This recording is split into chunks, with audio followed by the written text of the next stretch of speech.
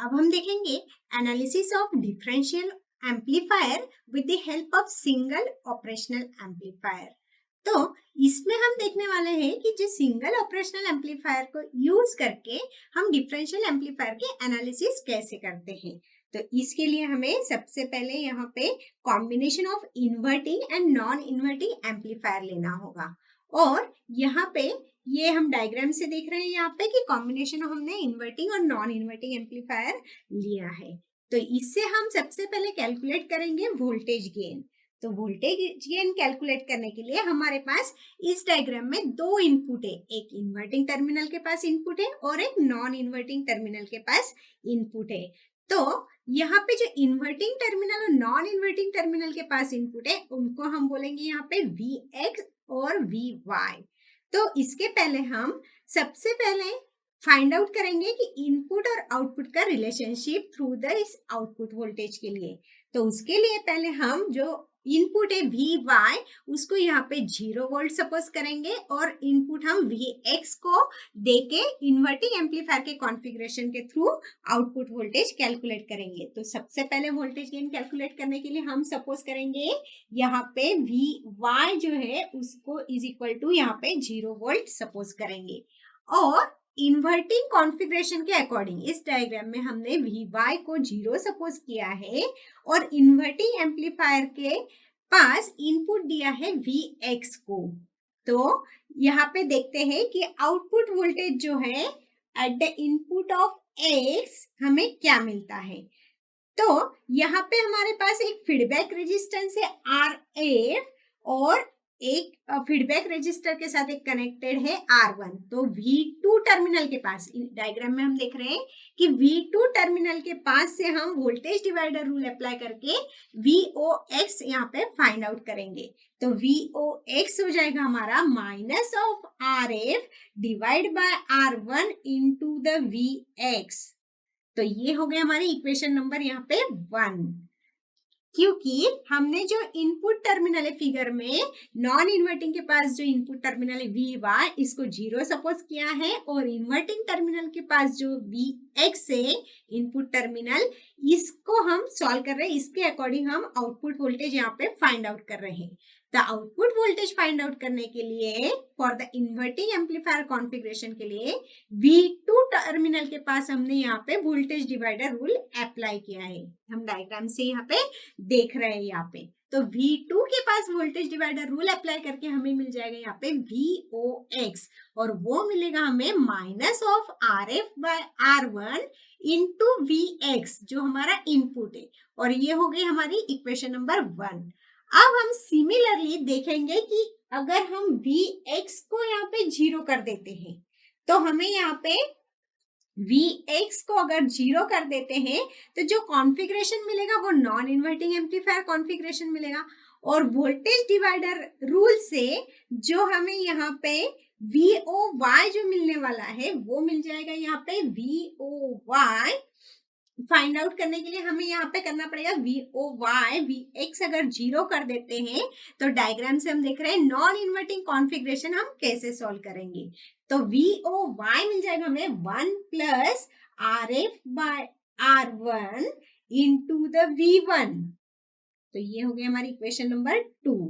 तो V1 क्या होगा डायग्राम से हम देखते हैं कि V1 क्या होगा। तो V1 के पास हम वोल्टेज डिवाइडर रूल अप्लाई करेंगे तो V1 हमें यहाँ पे मिल जाएगा V1 is equal to R3 into Vy divide by R2 plus R3 into Vy divide by R2 plus R3। ये हो गई हमारी इक्वेशन नंबर 3। अब ये V1 की वैल्यू जो है हम इस इक्वेशन में पुट करेंगे VOY में। तो हमें VOY जो है वो इस तरह मिल जाएगा VOY is equal to R3। यहाँ पे VOY में V1 की वैल्यू हम ये पुट कर देंगे तो हमें मिल जाएगा R3 divide by R2 plus R3 into यहाँ पे ये इक्वेशन है V1 की और यहाँ पे ये है Vy। तो ये इसको हम सॉल्व करके लिखेंगे R1 plus RF divide by R1 और इनटू ये V1 के इक्वेशन हमने पुट की तो उसमें था Vy। तो ये हो गई हमारी इक्वेशन नंबर 4। अब इस इक्वेशन में हम यहाँ पे ये सपोज करेंगे कि R1 जो है वो R2 के इक्वल है और RF जो है वो R3 के इक्वल है। तो अगर ये वैल्यू हम इस इक्वेशन में पुट करते हैं तो VOY हमें यहाँ पे मिल जाएगा, VOY हमें मिल जाएगा। अगर यहाँ पे R2 की वैल्यू R1 पुट कर देंगे, R1 की वैल्यू हम R2 या R1 सपोज करेंगे क्योंकि ये दोनों इक्वल है, तो पूरे इक्वेशन में हम R1 रखेंगे या R2 रखेंगे और RF की वैल्यू हम यहाँ पे R3 पुट कर देंगे, R3 की वैल्यू RF पुट कर देंगे। तो ये इक्वेशन हो जाएगी हमारी। यहाँ पे R3 को हम यहाँ पे RF सपोज कर देंगे, R2 को R1 सपोज कर देंगे, प्लस ये जो R3 है इसको R3 जो है इसको हम क्या सपोज कर रहे हैं, यहाँ पे RF सपोज कर रहे हैं, तो इसको हम RF सपोज करेंगे। इनटू R1 को R1 ही रखा हमने तो R1 रख देंगे, plus RF divide by R1 into the VY। अब इसको हम सिंप्लीफाई कर लेंगे तो ये हो जाएगा हमारा RF divide by R1 plus ये हो जाएगा 1 प्लस RF और RF को डिवाइड करेंगे तो वो 1 मिल जाएगा हमें, इनटू R1 और R1 से कट हो जाएगा तो 1 मिल जाएगा, प्लस RF बाय R1 यहाँ पे मिल जाएगा इनटू हमारा VY हो जाएगा। तो इस इक्वेशन को अगर हम सॉल्व करते हैं तो यहाँ पे हमें मिल जाएगा VOY जो है वो मिल जाएगा VOY is equal to RF by R1 into the VY। VOY जो मिल जाएगा और ये रहेगी हमारी इक्वेशन नंबर 5। इस इक्वेशन को अगर हम सॉल्व करते हैं इसमें अगेन हम R1 की वैल्यू यहाँ पे R2 पुट कर देंगे, RF की वैल्यू हम R3 पुट कर देंगे और इक्वेशन को सॉल्व करते हैं तो हमें VOY जो है वो यहाँ पे मिल जाएगा RF by R1 into the VY। तो यहाँ पे हम ये देख रहे हैं कि यहाँ पे टोटल आउटपुट वोल्टेज हम फाइंड आउट करेंगे।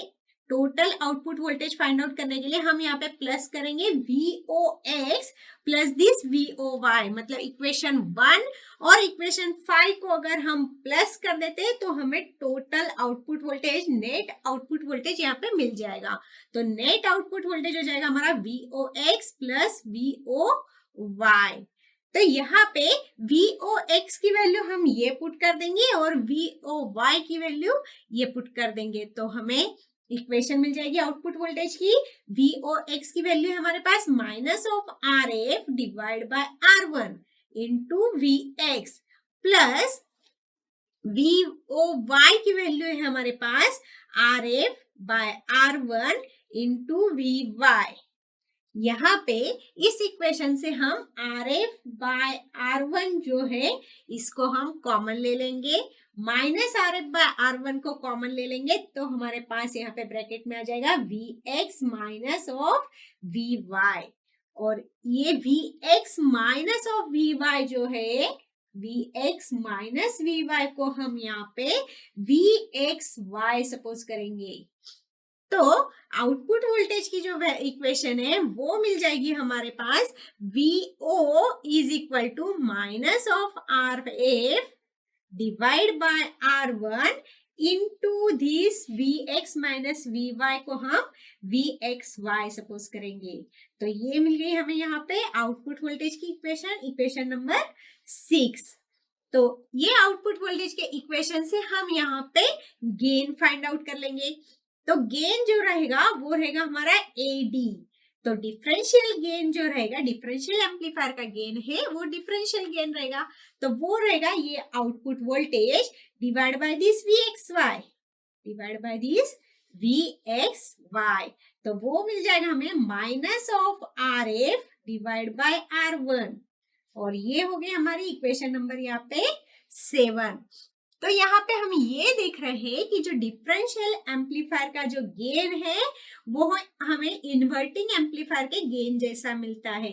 क्योंकि हमने यहाँ पे इन्वर्टिंग एम्पलीफायर के अकॉर्डिंग आउटपुट लिया है, इनपुट भी लगाया है। तो ये हो गया हमारा डिफरेंशियल गेन। अब हम देखते हैं इनपुट रेजिस्टेंस क्या रहता है डिफरेंशियल एम्पलीफायर का। तो इनपुट रेजिस्टेंस को हम RIF से यहाँ पे डिनोट करते हैं। डिफरेंशियल एम्पलीफायर का जो इनपुट रेजिस्टेंस रहता है उसको RIF से डिनोट करते हैं, और ये जो रेजिस्टेंस है ये डिटरमाइन किया जाता है either one of the two input terminal, दोनों में से एक टर्मिनल के अक्रॉस में हम इनपुट लेंगे और अदर टर्मिनल को हम ग्राउंड सपोज करेंगे। अगर नॉन इन्वर्टिंग टर्मिनल के पास इनपुट ले रहे हैं तो इन्वर्टिंग टर्मिनल को हम ग्राउंड सपोज करेंगे इनपुट रेजिस्टेंस फाइंड आउट करने के लिए। और अगर इन्वर्टिंग टर्मिनल के पास इनपुट ले रहे हैं तो नॉन इन्वर्टिंग टर्मिनल को हम ग्राउंड सपोज करेंगे।